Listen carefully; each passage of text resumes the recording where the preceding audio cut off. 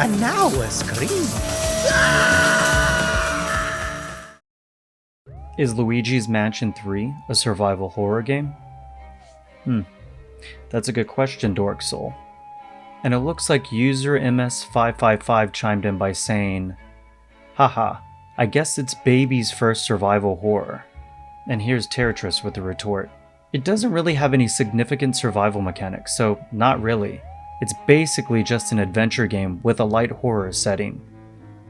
Our favorite SMT demon Jack Frost poses the same question in quotes, but adds, by the way, I don't think it is one. I just saw some guy on GameFAQs say it was, and I thought the idea was really funny. Cue Lefty Green Mario. Components of survival horror usually involves a feeling of vulnerability, where the odds are stacked against you typically, so combat usually isn't the go-to option. Another aspect is dread, compounded with intensive resource management, with deliberately scarce resources. Sometimes you have additional factors like micromanagement, e.g. not having flashlight batteries die and conserving ammo. Luigi's Mansion does not have these factors, with HP being the only resource and a plentiful one at that. Finally, Coco says, it's a G-rated survival horror. Like, it's the equivalent of getting into horror movies by watching The Nightmare Before Christmas or Ghostbusters. Well said, Coco. Well said. Although Luigi's Mansion 3 doesn't quite qualify as survival horror, I was surprised by the amount of people online that were actually asking that question, or if it was a horror game in general. And it really does pose a great question. What constitutes a gateway survival horror game? We're talking about E for everyone or T for teen games that have spooky themes but don't quite qualify as edgier seat gore fests. I just played Link's Awakening 5 years after the fact, and last year I played Super Mario Odyssey and Tears of the Kingdom. I love Nintendo games, but I never played any of the Luigi's Mansion games, and I wanted to remedy that. Also, my brother told me it was the best looking Switch game and a must play. So on today's kid-friendly episode of Now Scream, I want to give my thoughts on Luigi's Mansion 3 and determine if it's a survival horror game on training wheels or not. Listen, I know the title of this video is going to trigger some hardcore survival horror fans, but really, it was just an excuse for me to try this game out. Now for a brief synopsis and review of Luigi's Mansion 3 for the Nintendo Switch. The titular character, with his brother Mario and friends Princess Peach and the Toads, has been given an invitation to visit the Last Resort, a luxurious hotel. Also with him is a ghost dog named Polterpup, which I assume became his pet on the previous game.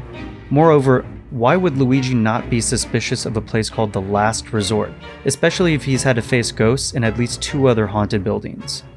Anyway, once inside the hotel, it's revealed that the hotel owner Helen Gravely is working along with Boo to get revenge on Luigi and co.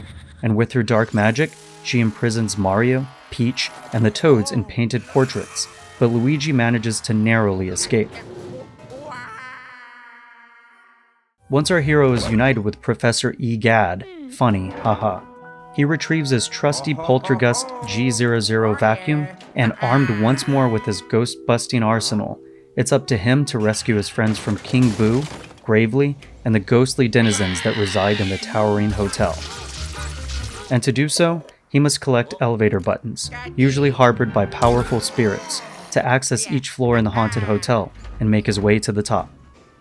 First, I have to say that the physics and interactive environments make the gameplay totally addicting. The Poltergust can suck up almost anything in its path: couch cushions, drapes, leaves, towels, you name it. The list goes on and on, but the primary reason that it's addicting is its currency.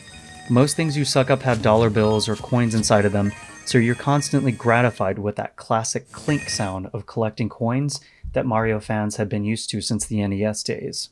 And boy, is it satisfying to see your money grow. As a gamer who likes to maximize gameplay, I found myself exploring every nook and cranny because I didn't know what kind of secret path, gems, or coins could be hidden in the room I was in. Also, as a huge fan of boss battles, our final guy Luigi gets to face off tons of bosses in this game. Nearly one for every floor that you explore, and the game keeps introducing new ways to fight during each boss battle too. You might have to suck up bones in a natural history museum to dismantle a reanimated T-Rex skeleton, or you might be in a scene in a movie where you battle a kaiju-like boss while you tower above a miniature city set. Every boss battle brings a new set of challenges, as well as refreshing and exciting gameplay mechanics. This brings me to my next point, level design. The title Luigi's Mansion can be a little misleading, because for one, you're in a hotel, and two, holy shit, is this much more than a hotel. The development team at Next Level Games must have had a blast designing the game, because each floor that you explore as you venture further upward embodies its own unique environment. It's so eclectic with a smorgasbord of themes, and I had a blast on every one of them.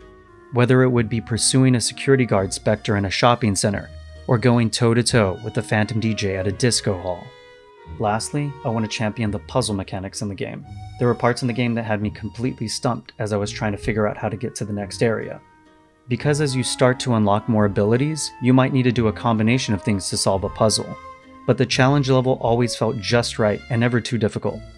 One of the last abilities that you unlock is a slimy doppelganger of yourself, aptly named Goo-igi, that Professor Gad gives you as an attachment to your poltergust. This cute little gummy bear clone might not have anything between the ears, but he becomes a key instrument in overcoming the game's surplus of challenges. For example, Goo-igi can squeeze through gates and grates, is a great decoy when you're in a pinch, and helps when you need extra manpower to lift up a heavy object or fight a strong enemy. In some ways, the dynamic between Luigi and his gooey counterpart reminds me of a terrific indie game called Brothers, where the entirety of the gameplay depends on two characters working together to achieve a goal, and the player controls both brothers at the same time. One final thing I want to mention. At one point in the game, Professor Gad gives Luigi access to a virtual Boo, which gives you access to additional features in the game, including a map and the ability to instantly travel to his lab. Nintendo poking fun at their biggest flop is great. Even the menu inside the Virtual Boo is red, just like the OG. If you develop a game that features this dead tech, then I know it's for me. And if there's any of you who have played Wario Land on this thing, if you know, you know. Wait till they get a load of me! As cutesy as Luigi's Mansion 3 may be on the surface, I definitely noticed some horror signifiers while playing the game. I mean, maybe I was really looking, but there's a possibility that they were intentional. For example, the last resort is a haunted hotel situated in the mountains, with sprawling, seemingly architecturally impossible floors, and adorned with a beautiful Art Deco style.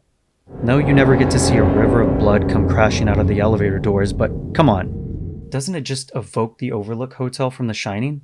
Or is it just me? Also, at the beginning of the game, when Luigi is startled awake from Princess Peach's scream, the hotel appearance changes from normal to dark and haunted, much like what happens in every Silent Hill game. Or, on the Paranormal Productions floor, when Luigi gets sucked into the TVs, isn't that clearly reminiscent of the Tobe Hooper film Poltergeist? I could go on, and although it has many loving references to horror media, I don't think I'm convincing anybody that this is a survival horror game. Although it does have a spooky atmosphere, it's ultimately a family-friendly game first and foremost, and its risks are safe and on-brand as most main Nintendo IPs. However, I do think that it should be at the top of the list of introductory horror games, and it could very well be a title that leads a child to nurture their love for horror games. Listen, we don't all start off playing nightmare-inducing gore fests, but we start somewhere. For some, it might be Maniac Mansion. In my case, I started with Zombies Ate My Neighbors, which is still one of the GOAT zombie games. And just maybe, some might start off with one of the Luigi's Mansion games. If someone asked me if Zombies Ate My Neighbors was a gateway horror game, I'd say hell yeah, because it took a lot of classic monster movie tropes and incorporated them into its level design. Just think about how many times Luigi got scared and screamed in Luigi's Mansion 3. Yes, Luigi's Mansion is definitely a survival horror game on training wheels. All in all, it's a great game. I think it's a perfect title to play by the fireplace during Halloween. It was much longer than I had anticipated, so there's a lot of replayability there too. Yeah, I loved it. So should I go back and play the two previous games? Is Luigi's Mansion 2 better on the 3DS, or should I play the remaster? Now that I've finally played one after all these years, I'm definitely down to play the rest. Even though the first one came out almost a quarter of a century ago on GameCube, I was busy back then. I was playing the RE remake, you know? So let me know what you thought about the video, like and subscribe if you can, and comment below if you want to see me scream about the other Luigi's Mansion games.